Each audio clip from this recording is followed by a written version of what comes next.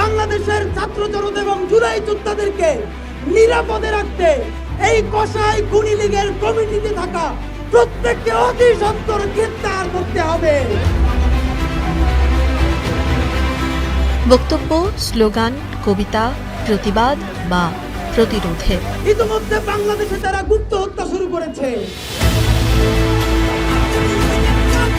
সাহসের যে কণ্ঠ মানুষের মন থেকে আকাশের সীমানা ছাড়িয়েছে, এই দ্রোহে নেমে আসবে নিস্তব্ধতা, এমন পূর্বাভাস কি দেখেছিল নতুন বাংলাদেশ? গণহত্যাকারী খুনি আওয়ামী লীগকে নিষিদ্ধ করার আগ পর্যন্ত বাংলাদেশের আপামর জুলাই জনতা এই শাহবাগে লাগাতার অবস্থান কর্মসূচি ঘোষণা করছে। ঝালকাঠি জেলায় জন্ম নেওয়া শরীফ ওসমান হাদিকে নতুন করে আবিষ্কার করে ২৪শে জুলাই। গণ অভ্যুত্থানে আন্দোলন, স্লোগান, মিছিল, বিদ্রোহের মিছিলে নির্মিত এক পূর্ণাঙ্গ প্রাণ। জুলাইয়ের ১০০ বছর পেরিয়েও হৃদয়ের উজ্জ্বলতা কমেনি একটুও। সতীর্থরা ক্ষমতা ও সমঝোতার প্রশ্নে বিপ্লবের রং হারালেও অবিকল ছিল হাদি। দ্বিধাহীন চলার গতি তাকে দলছুট করলেও থেমে যাননি একটুও। গণহত্যাকারী আওয়ামী লীগের পূর্ণাঙ্গ বিচারের বিষয়ে স্পষ্ট ধারা উল্লেখ থাকতে হবে। আপনাকেই বলছি, ইন্স্যুরেন্স করলে সিটিতে সুরক্ষা পাবেন নিশ্চিত।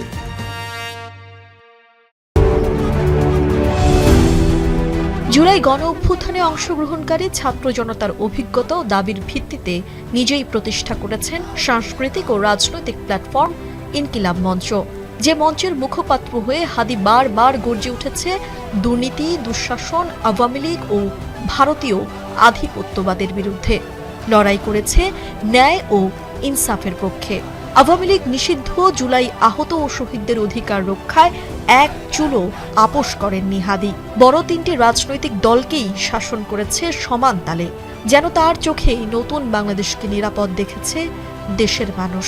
তাই তো তাকে হারানোর ভয়ে প্রথম থেকেই কাতর ছিল শুভাকাঙ্ক্ষীরা।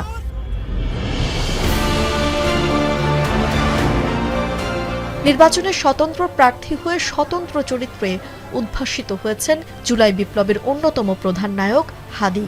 মুড়ি বাতাসা হাতে নিয়ে ছুটে গেছেন মানুষের দরজায়।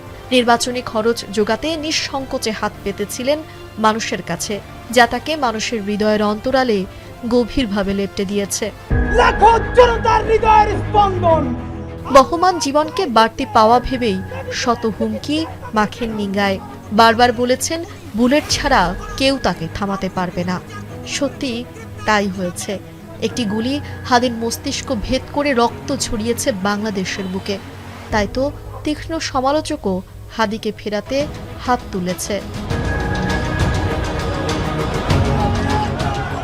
গুলিবিদ্ধ হাদির সুস্থতায় কেউ ছিল না পিছিয়ে। ঢাকা মেডিকেল থেকে এভার কেয়ার থেকে সিঙ্গাপুর, উড়ন্ত এয়ার অ্যাম্বুলেন্সের সঙ্গে সঙ্গী হয়েছিল কোটি মানুষের প্রার্থনা।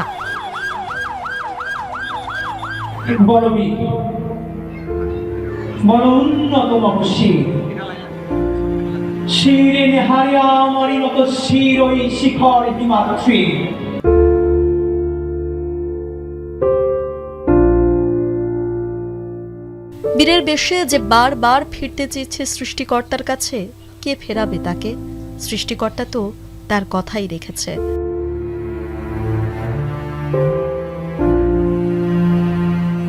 মাথার খুলি এফোর ওফোর হয়ে যাওয়ার পরও মানুষের সীমাহীন ভালোবাসায় কি হাদিকে কটা দিন আটকে রেখেছিল আমাদের পৃথিবীতে?